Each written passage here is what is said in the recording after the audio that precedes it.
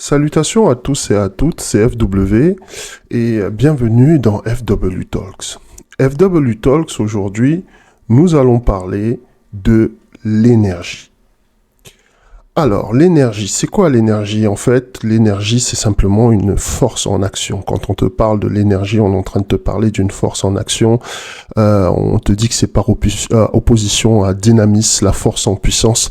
Dynamis qui est aussi une des formes qui est utilisée pour définir l'action du Saint-Esprit à certains moments, notamment lorsqu'on utilise la fameuse onction. Donc, ce dont je suis en train de te parler, c'est de ton énergie, parce que ton énergie, elle est précieuse. Ton énergie est quelque chose dont tu dois vraiment prendre soin. Pourquoi ? Parce que le titre, en fait, de cette vidéo est déjà suffisamment évocateur. Nous sommes en train de parler des 5 pièges, d'accord, que la matrice va utiliser pour voler ton énergie. Il faut que tu vois que la matrice ne peut pas générer elle-même de l'énergie, d'accord, parce que, bien, elle n'est pas connectée au créateur. Donc, elle est obligée de prendre l'énergie que nous avons. Et cette énergie-là, nous l'avons depuis notre création, puisque quand tu regardes, par exemple, le livre de la Genèse, on te parle d'un souffle que le Créateur, n'est-ce pas, a insufflé dans les narines d'Adam, et Adam est devenu une âme vivante. Quand on te parle d'âme vivante, c'est une âme qui a de l'énergie. Et donc, c'est cette énergie-là que la matrice veut voler. Et si tu es un élu, tu as encore beaucoup plus d'énergie que la moyenne des personnes, en fait. C'est même ce qui caractérise un élu. Ça va être beaucoup d'énergie physique parfois, beaucoup d'énergie mentale surtout, et beaucoup d'énergie spirituelle certainement. Et donc tu vas avoir tout un tas de personnes qui vont graviter autour de toi et tout un tas de situations et de circonstances qui vont se produire. Et nous sommes ici, en fait, ensemble pour définir, en fait, les pièges, les trappes que la matrice utilise pour drainer cette énergie-là. Donc, la première chose que je veux que tu te poses comme question, c'est est-ce que, parce que peut-être que tu es déjà en train de subir, en fait, ces pièges-là. Est-ce que tu ressens une fatigue? Alors, quand je parle d'une fatigue, je parle d'une lourdeur, d'une lassitude, et c'est pas seulement physiquement, c'est quelque chose de bien plus profond. Alors, la plupart du temps, quand on a ça, on se dit oui, je vais faire une cure de vitamines, je vais me reposer un peu plus, peut-être que j'appuie trop sur la pédale actuellement, sur l'accélérateur actuellement, il faut que je me repose. Ok, et on a beau prendre des vacances, on a beau se reposer, on a beau faire tout ce qu'on doit faire, et puis cette lassitude, elle ne part pas. Eh bien, nous allons rentrer ensemble dans le premier piège. Peut-être que déjà, tu es en train de subir les effets, en fait, de ces choses. Et la vérité, d'accord, derrière cette lassitude, c'est il faut que tu comprennes. Ta force spirituelle, ton onction, elle est en train d'être drainée. Alors, peut-être que tu peux penser que c'est par hasard. Mais en fait, non, c'est intentionnel. La matrice fonctionne comme ça. Et c'est pour ça qu'il y a de plus en plus de gens qui te disent être fatigués autour de toi. C'est pas parce qu'ils travaillent incroyablement. Le nombre d'heures de travail n'a pas augmenté. Le travail même n'est pas plus difficile qu'il n'a jamais été avant. Je te rappelle qu'avant, il y avait des gens qui partaient à la mine, des gens qui, je ne sais pas moi, travaillaient et qui n'avaient même pas de vacances. Donc j'essaye de te dire ça pour te dire que le problème n'est pas physique puisque les conditions de travail se sont un tout petit peu améliorées sur le plan de ce qui concerne le repos, entre guillemets, même si le travail mentalement est beaucoup plus difficile maintenant qu'avant. Alors, je veux que tu retiennes que la matrice, en fait, elle a désigné 5 pièges. 5 vortex pour capter ton énergie. Et nous allons rentrer tout de suite dans le premier piège. Ok, le premier piège, c'est l'illusion de la productivité. Alors moi, j'appelle ça le tapis roulant ou encore le treadmill spirituel. C'est un tapis roulant spirituel. Ok, et là-dessus, tu vas voir des personnes qui méditent, qui écrivent un journal, qui consomment du contenu spirituel, qui sont tout le temps sur un séminaire, sur un webinaire, sur une formation, dans un bouquin, etc., mais pourtant qui ont l'impression de stagner, l'illusion de la productivité. Et ça se produit très souvent chez les élus. Il faut que tu comprennes que l'ennemi a compris que tant que tu es dans le processus d'amasser de la connaissance, eh bien, tu n'es pas en train d'avancer. Donc, c'est ce que je t'explique ici dans le piège. Parce que la société, en fait, elle nous a conditionnés à confondre mouvement et progrès. Mouvement et progrès. La sagesse sans intégration, c'est-à-dire sans mise en pratique, ce n'est qu'un bruit de fond. Donc, si tu as amassé beaucoup de connaissances spirituelles, tu as participé à beaucoup de webinaires, tu as été enseigné, tu as des mentors, tu as des coachs, etc. Tu as lu plein de bouquins. Tu as déjà suffisamment pour commencer à mettre en pratique ces choses. Ne reste pas seulement dans l'acquisition des connaissances. Il est temps de te mettre en action. Et c'est pour ça que je parle ici de la solution. N'est-ce pas? Il ne faut pas confondre mouvement et maîtrise. C'est pas parce que tu fais beaucoup que tu contrôles et que tu maîtrises. Hein? Il faut faire confiance d'abord au silence. Quand je parle du silence, c'est l'arrêt de toute activité. À certains moments, il faut t'arrêter. À certains moments, il faut t'arrêter d'acquérir des connaissances. Il faut t'arrêter, n'est-ce pas, de faire toutes ces choses qui te permettent d'en savoir plus, tes recherches, etc. Et puis maintenant, là, tu commences à exploiter ce que tu as déjà. Je ne sais pas, ta bibliothèque est pleine de bouquins, mais combien de ces bouquins tu as vraiment exploité? Dans ton cerveau, il y a énormément d'enseignements que tu as reçus, mais combien d'enseignements tu as vraiment exploité à 100%? Et je précise ici, faire confiance au silence et à l'esprit. C'est là que tu développes en fait cette partie de toi, d'accord, de ta connexion à l'esprit, où vous mettez ensemble, en pratique en fait, les choses que vous avez apprises, ou qu'il t'a appris. Parce que l'esprit va t'apprendre énormément de choses. Mais il faut aussi que toi aussi, tu sois dans une dynamique de lui dire, ah, j'ai besoin, n'est-ce pas, de pouvoir mettre ça en pratique. Comment est-ce que je peux faire?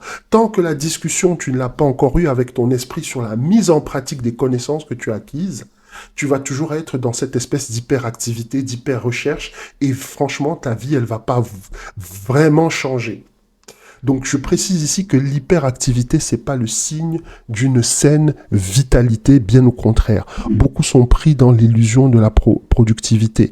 Je ne sais pas moi, tu es dans les enseignements, tu es tout le temps dans les recherches, tu es tout le temps dans la méditation, tu es dans la prière, tu es dans les jeûnes, tu es dans les veillées de prière, etc. Il y a beaucoup d'activités. Mais combien de cette activité, n'est-ce pas, est réellement capitalisée dans ta vie de tous les jours? Ça, c'est quelque chose qui reste encore à être défini. Et ça, c'est le premier piège de la matrice. Tu vas tourner en rond, en fait. Des années vont passer, 1 an, 2 ans, 3 ans, 4 ans, 10 ans, et ta vie n'aura jamais changé. Or, le principe même d'une vie spirituelle, qui est saine, c'est qu'il y a du changement, non seulement dans ton comportement, non seulement dans ta vie de tous les jours, dans ta personne, dans ton entourage, etc. Les choses ne peuvent pas rester statiques. Et je vais te donner un élément qui est très important. Si tu as toujours les mêmes problèmes que tu avais il y a 10 ans, tu les as toujours maintenant, ça veut dire que spirituellement, tu n'as pas évolué. Ça, c'est le signe que tu es victime de l'illusion de la productivité. Et nous avançons sur le deuxième piège. Le deuxième piège, ça va être des vampires énergétiques déguisés en proches. Et je précise ici, tous ceux qui vous aiment ne sont pas destinés à marcher avec vous. Alors, je te donne en descriptif. Hein, tu vas avoir des personnes qui sont proches de toi. Quand je dis proches, c'est vraiment proches intimes. Hein, ils sont parents, ils sont amis, c'est des collègues. C'est pas des gens, des inconnus que tu rencontres comme ça au détour d'une rue. Non, ce sont des gens qui te connaissent bien. Et puis, à un moment, tu commences à te sentir épuisé. Tu commences à te sentir distrait. Tu n'arrives pas à te concentrer sur quelque chose. Tu es déconnecté, tu as une espèce de lassitude. En fait, tu es fatigué tout le temps. Et tu sais pas vraiment pourquoi tu es fatigué. Eh bien, tu es fatigué parce qu'en fait, les gens te sollicitent sans cesse pour des motifs divers et à tout moment. Et ils n'ont aucune considération pour ta paix et pour ta tranquillité. J'insiste là-dessus. Si tu n'es pas capable de reconnaître ça. Ces gens qui t'appellent à midi, à minuit, à n'importe quelle heure, le week-end, même quand tu dois te reposer, même quand tu dis à certaines personnes, écoute, je suis en jeûne, ces personnes continuent à appeler. Comprends que tu as affaire à un vampire énergétique. Et je suis pas en train de te dire que ces gens-là le font intentionnellement. C'est simplement parce qu'ils savent que tu es une solution, et comme ils savent que tu es une solution et que tu ne dis jamais non, ils vont profiter de ça pour chaque fois venir te soumettre des problèmes, pour te raconter leur vie. Et le signe que ce sont des vampires, c'est que quand toi tu essaieras de leur soumettre tes problèmes, tu verras leur réaction. Ils ne sont pas disposés à t'écouter, ou quand ils le font, c'est d'une oreille distraite, ou encore même parfois ils te disent oui, mais attends, il faut que tu passes au-dessus de ça, c'est 3 fois rien, et ils reviennent dans la conversation avec leurs problèmes. C'est-à-dire qu'ils t'écoutent pas du tout, en fait. Ils attendent juste que tu finisses de placer ce que tu as placé pour revenir sur leur cheval de bataille, sur ce qui les intéresse vraiment, c'est-à-dire eux-mêmes. Donc, ce n'est pas parce qu'ils sont méchants, hein, c'est simplement parce que l'être humain est comme ça. Et il va falloir que tu apprennes une chose. Et là, je te donne le piège là-dedans. C'est que les attachements énergétiques, quand je te parle d'attachement énergétique, il y a plusieurs types d'attachements énergétiques. Par exemple, tu as un lien de famille avec quelqu'un, c'est un attachement énergétique. Il faut que tu comprennes ça. Pourquoi? Parce qu'il y a un lien du sang et que le sang c'est la vie et que derrière la vie il y a l'énergie. Mais je ne veux pas forcément rentrer dans ces concepts-là ici parce que c'est pas le moment et sinon la vidéo elle va durer des heures. Et c'est pas le but. Mais je précise encore, tous ceux qui t'aiment ne sont pas forcément destinés à marcher avec toi. Pourquoi? Parce qu'il y a certains qui ne vont pas s'empêcher de capitaliser sur l'énergie que Dieu t'a donnée. Et on voit cette dynamique-là très étrange, si tu regardes la Bible, entre le Christ et sa mère. C'est pour ça que je te disais tout à l'heure que les personnes qui t'aiment ne sont pas forcément destinées à marcher avec toi. Lorsque tu lis la Bible, lorsque tu lis vraiment l'histoire du Christ, tu t'aperçois que c'est sa mère qui est approchée par l'ange. Elle sait qui il est, cet enfant qu'elle porte dans son ventre. Elle va l'élever, elle va le voir grandir, elle va le voir manifester toutes sortes de signes, de prodiges, de miracles, etc. Et puis, à un moment, il va se passer quelque chose. Il va y avoir un clivage. Le clivage et le moment de ce clivage-là, c'est les noces de Cana, qui est le premier vrai miracle, en tout cas le miracle officiel de Christ. Il est clair que le Christ, avant de faire ce miracle-là, en a fait plein d'autres. Le comportement de sa mère en témoigne. Je prends l'exemple du Christ parce que c'est l'exemple de l'élu par excellence. Je te montre que l'attachement énergétique, eh bien, il va y avoir des gens qui vont essayer de capitaliser dessus. Christ sait très bien ce qui est en train de se passer pendant les noces de Cana, il sait très bien qu'il n'y a pas de vin, il sait très bien qu'il va devoir faire ce miracle, mais Marie a envie de montrer à tout le monde que c'est son fils et que quelque part son ministère s'exerce au travers d'elle et commence à prendre les choses en main et c'est là qu'il va lui dire tout de suite stop. Il ne va même pas l'appeler mère, il ne va même pas l'appeler madame, il va dire femme, qu'est-ce qu'il y a entre toi et moi ? C'est à ce moment-là que tu constates que Marie disparaît complètement du paysage de Christ pour apparaître vers la fin, lorsqu'il sera crucifié, etc. Pourquoi? Parce qu'à un moment, il va falloir, n'est-ce pas, et ça c'est le piège, les attachements énergétiques comme les liens d'âme, et quand je parle d'attachement énergétique, ça va être des amis, ça va être la famille, c'est des personnes avec qui ton âme est liée émotionnellement. D'accord? Et les liens d'âme, en fait, c'est quelque chose qui peut te tirer vers le bas. Parce que tu vas devoir sacrifier ta paix pour maintenir les autres à l'aise. Et à un moment, il va falloir que tu trouves une solution. Et cette solution, c'est laquelle? C'est que tu dois fixer des limites. Tu dois protéger ton onction. Ton onction, c'est ta monnaie. Ton onction, c'est ta devise. Ton onction, c'est le trésor que Dieu t'a donné.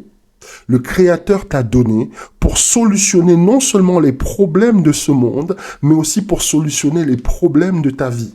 Mais comme tu ne vois pas ça comme une monnaie, ce talent que tu as de dire toujours le bon mot, ce talent que tu as de conseiller, ce talent que tu as de pouvoir discerner les situations dans les vies des gens et leur dire non, faut que tu arrêtes de faire ça parce que sinon il va se passer ça, etc. Ou de lui dire ouais, j'ai vu un rêve, c'était pas très bon pour toi, il faut que tu changes ta vie. Toutes ces choses que tu es capable de faire.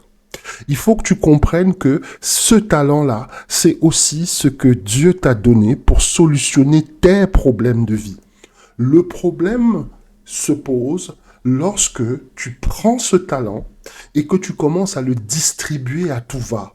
Comme tu le distribues à tout va et qu'il n'y a pas de feedback, je prends toujours cette notion de feedback, c'est-à-dire la reconnaissance que les gens vont te témoigner par rapport à l'investissement, à l'input que tu as dans leur vie, et bien comme ça ne revient pas, tu es drainé complètement de ton énergie. Alors la solution, ça va être de fixer des limites d'abord, et puis de reconnaître qu'il y a des personnes qui sont dans ta vie comme des leçons et des écoles, mais c'est pas des compagnons de vie. Ces personnes-là sont là pour un moment. Elles sont là pour t'apprendre quelque chose. Elles sont là pour te permettre d'atteindre un autre niveau peut-être dans ta vie, mais à un moment, il faut que tu comprennes que dans ta vie, il y a des gens qui sont là pour une raison, et mais beaucoup, 90% sont là pour une saison. Et si tu ne comprends pas ça, tu vas toujours avoir ces baisses d'énergie, ces moments de lassitude, ces moments de déprime, ces moments où tu as l'impression de ne plus en pouvoir parce que effectivement, tu as des liens énergétiques que tu as tissés avec les gens et comme tu es authentique, tu es toujours obligé d'aider. Comme tu es authentique, tu es toujours obligé de donner. Et là, ton énergie, elle part, elle part, elle part, elle part, elle part et elle ne revient pas. Troisième piège. Alors ça, c'est la distraction du monde matériel. Alors bon, bah là, il n'y a pas à dire, on connaît, n'est-ce pas? Et là, tu vois, sur le slide, je t'ai marqué Digital Detox. À certains moments, il faut couper tout. Hein. Couper les réseaux, les potins, même les biens matériels. Tu vois, le roi David avait cette habitude quand il était totalement perdu ou qu'il avait envie de se retrouver en lui-même, de porter le sac. Tu sais, il enlevait ses vêtements royaux, il portait le sac et il se baladait avec, et il jeûnait et il priait jusqu'à ce qu'il se retrouve. À certains moments, il faut tout couper. Il faut tout couper. Parce que toutes ces choses-là, toutes ces distractions qui semblent agréables, en fait, sont en train, n'est-ce pas, de te couper de la connexion avec ton esprit. Et pourquoi? Ben parce que ça nourrit ton ego. Et plus ton ego est nourri, c'est-à-dire ton âme est inflattée, moins tu entends la voix de ton esprit. Je veux que on aura peut-être un FW Talk sur ça. Il faut que tu comprennes qu'il y a un rapport, il y a une relation, il y a un quotient, d'accord, entre ta capacité à écouter ton esprit et la taille que ton ego prend au-dedans de toi. Ok, il y a un quotient là-dessus. Je reviendrai dessus dans une autre édition de FW Talks sur l'ego et le combat entre l'ego et l'esprit. Surtout au niveau des élus, c'est quelque chose d'assez particulier. Alors le piège, en fait, c'est ce monde matériel et toutes les distractions, c'est que ça te concentre, ça te conditionne à rechercher une stimulation externe. C'est-à-dire que quand tu veux on voit ça hein, maintenant, c'est quelque chose d'incroyable. Quand quelqu'un veut passer un bon moment, la personne est obligée d'aller chercher un humoriste parce qu'elle a envie de rire.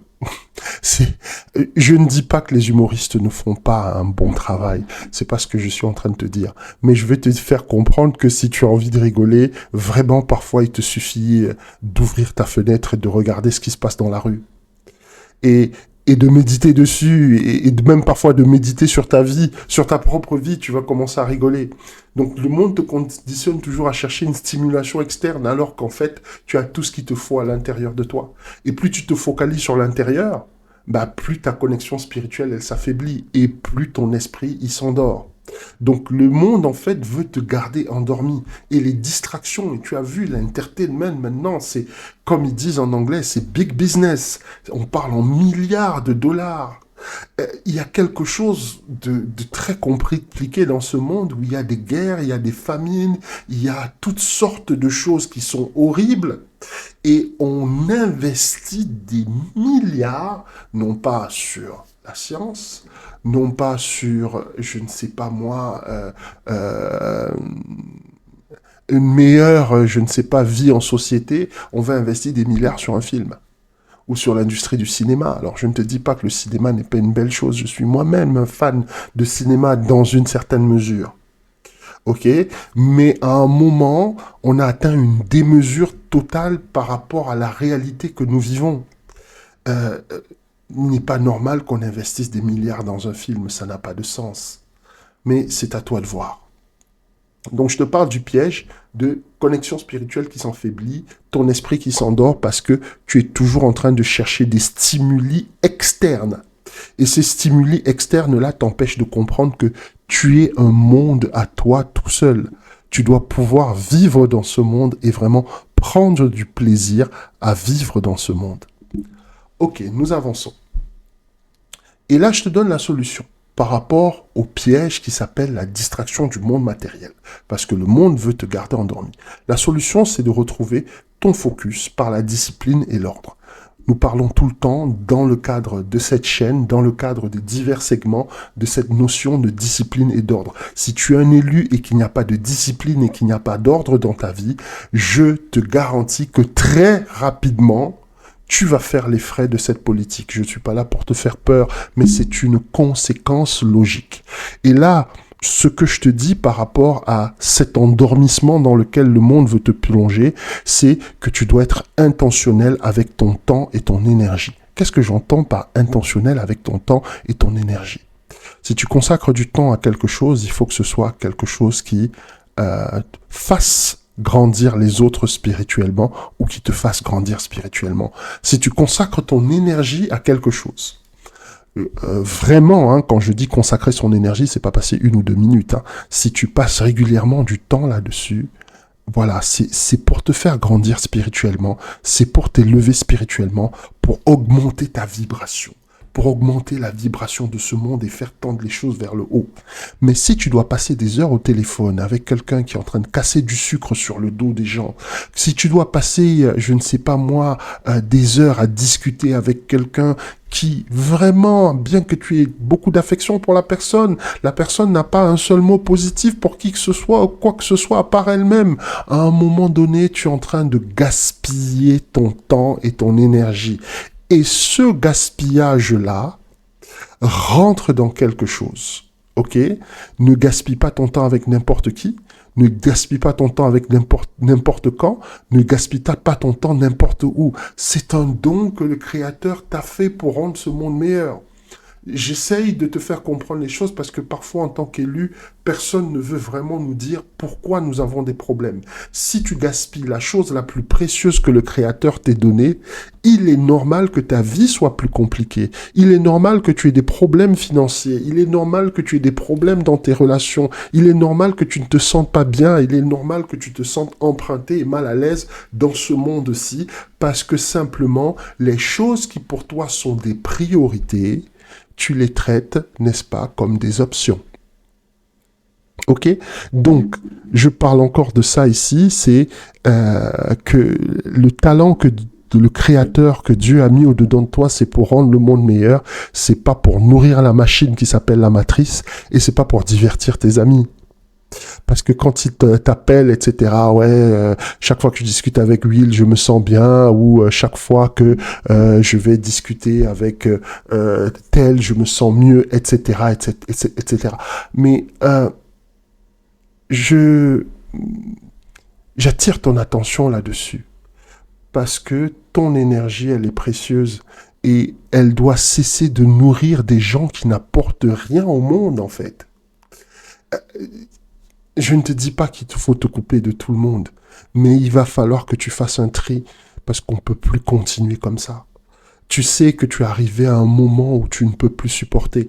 Et je te dis que si ça continue comme ça, tu vas arriver à un moment où tu ne supporteras même plus les gens, en fait.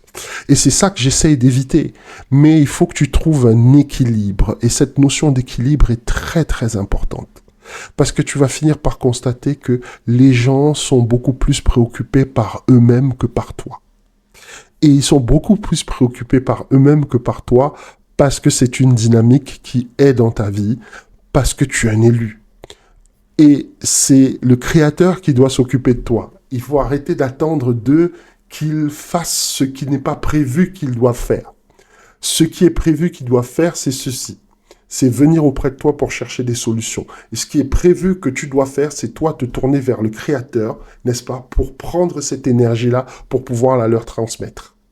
Mais il faut encore que ces personnes-là qui reçoivent cette énergie fassent quelque chose de positif de cette énergie que tu leur transmets pour que toi tu aies un feedback, pour que toi tu sois restauré, pour que toi tu sois recréé et régénéré dans ton énergie. Et s'il n'y a pas ce feedback, eh ben tu vas constater que ça va de moins en moins bien.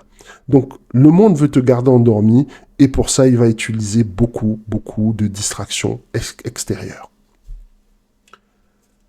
Quatrième piège, t'amener à douter de ton intuition.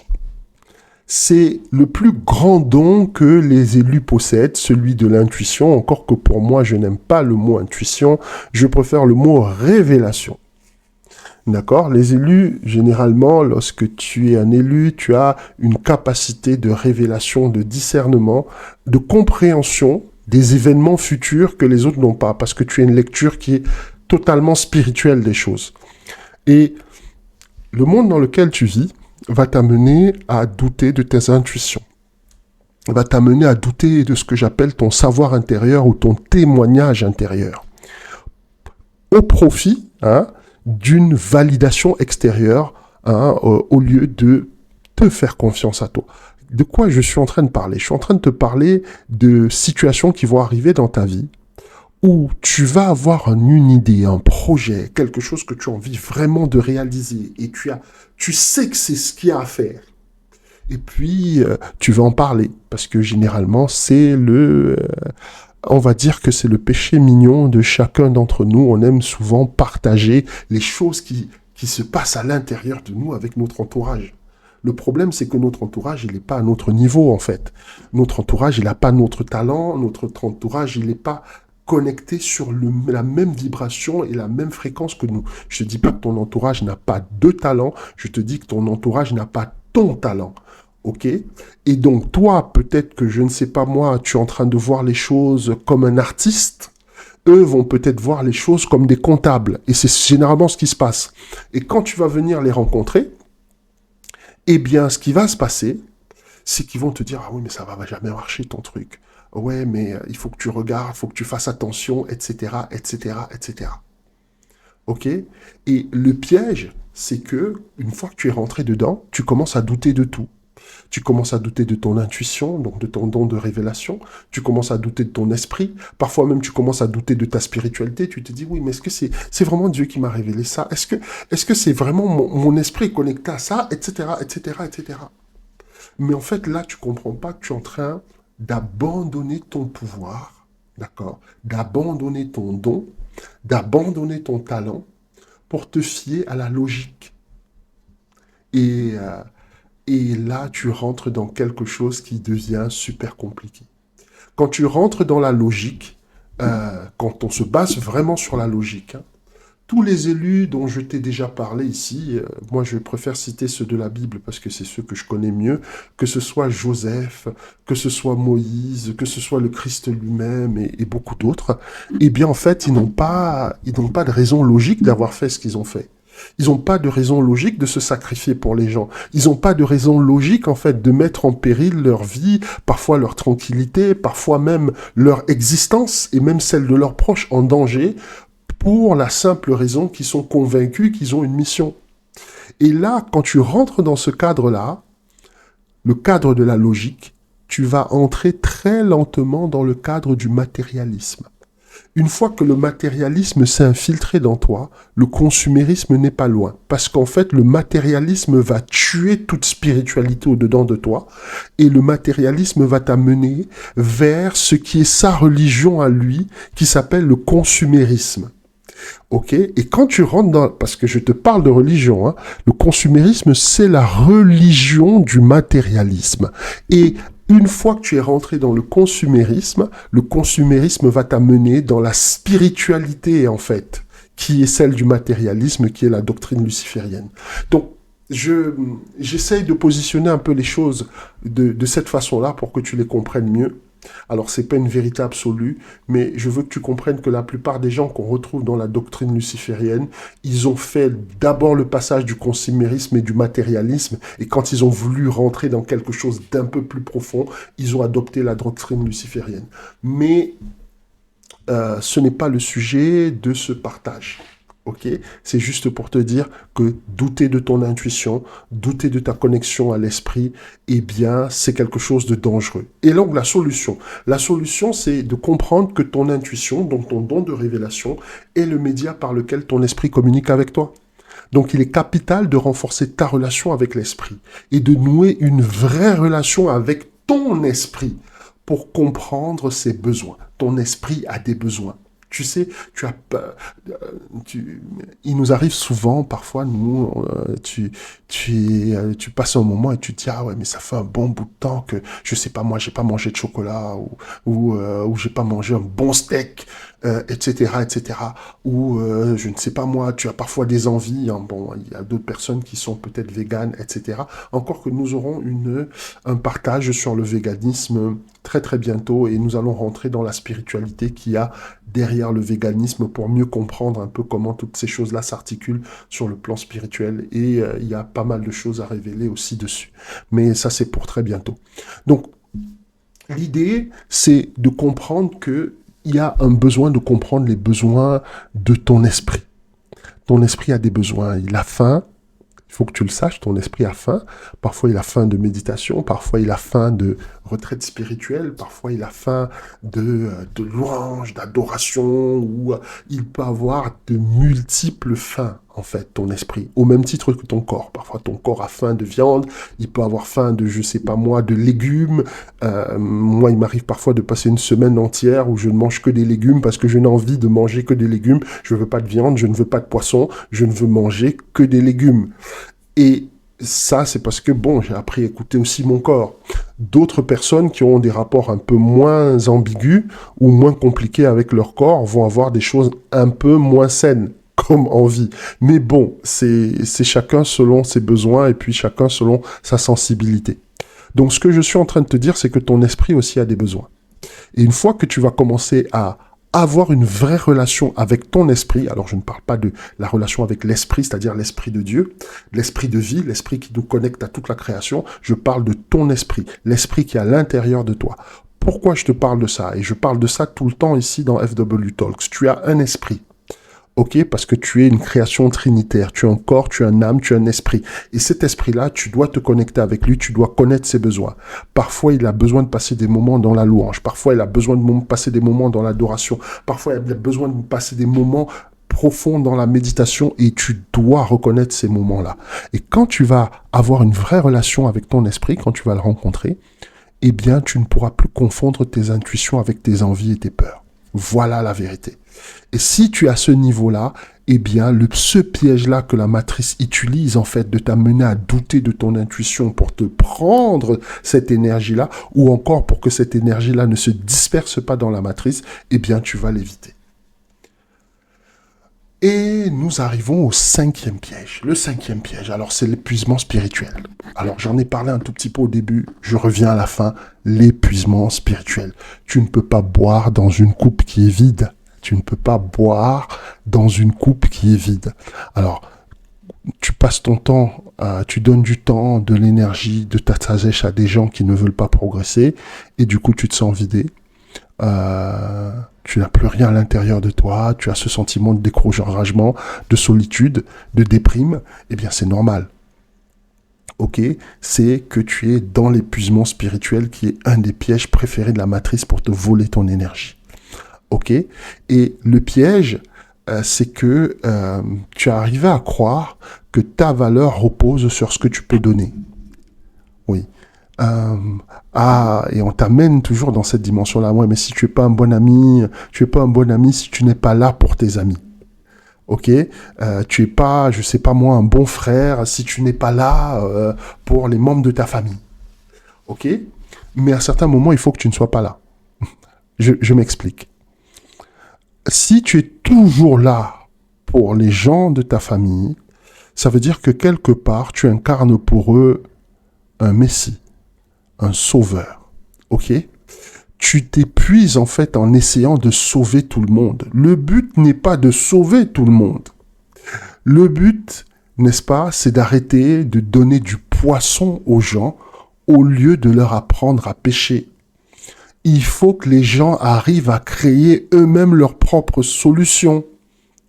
Et le piège, c'est que tu as fini par croire que si tu n'es pas là, les choses ne vont pas se faire. Si tu n'es pas là, cette personne n'a pas d'autre solution. Cette personne-là a d'autres solutions, rassure-toi. Et la première solution qu'elle peut avoir, eh bien, c'est son esprit.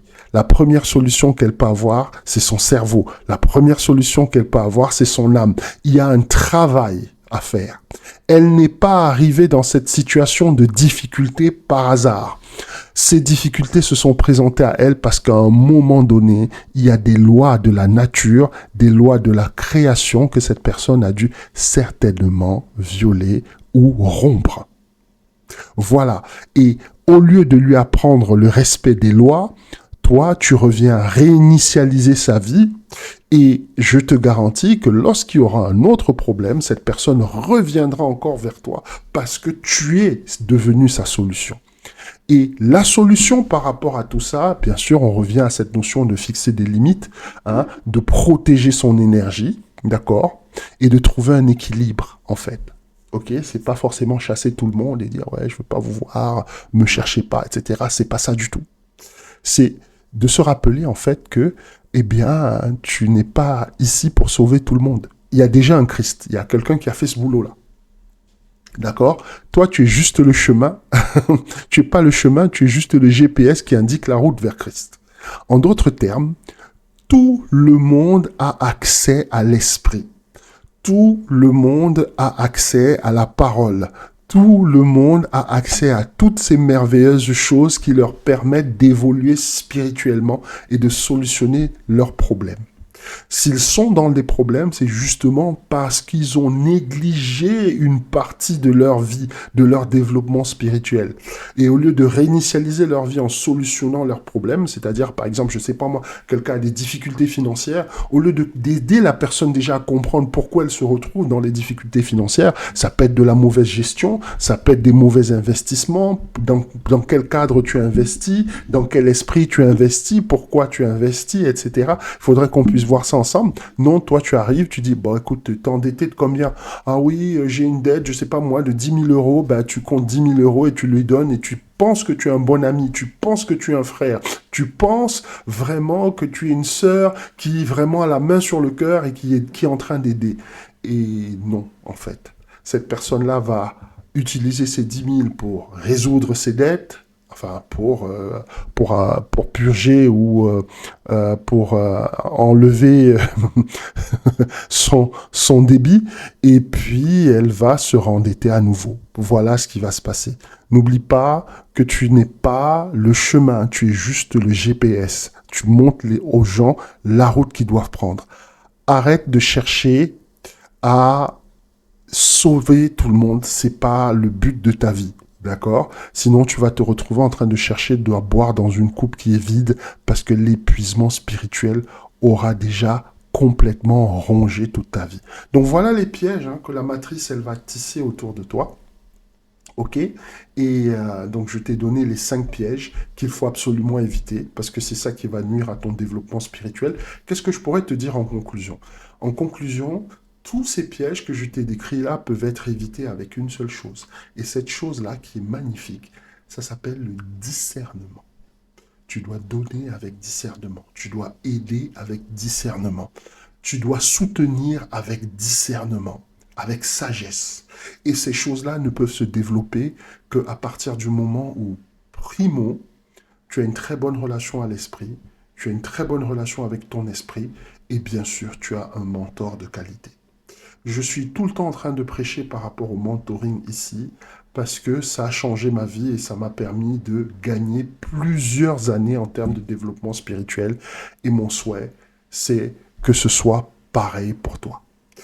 Voilà, c'est la fin de cette édition de FW Talks, hein. Ça a été plus long que d'habitude, mais nous avions tellement de choses à voir. On se retrouve très très bientôt pour une autre édition de FW Talks.